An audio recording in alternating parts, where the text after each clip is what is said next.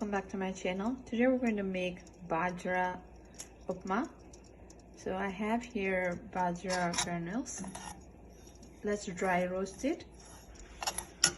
On medium heat, I have 1 tablespoon of clarified butter or ghee.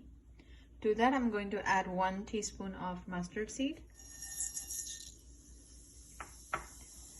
and 1 teaspoon of white lentil or Urad Dal.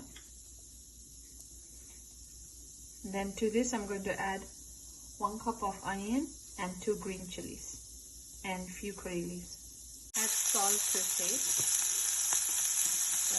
Try to use less salt, because usually in Upma the salt catches easily. So add salt as per your taste. We have cooked the onion for 5 minutes now. We're going to add 3 cups of warm water.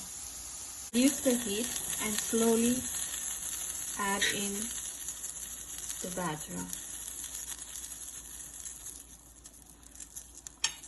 Upma is ready to be served. Let's plate it.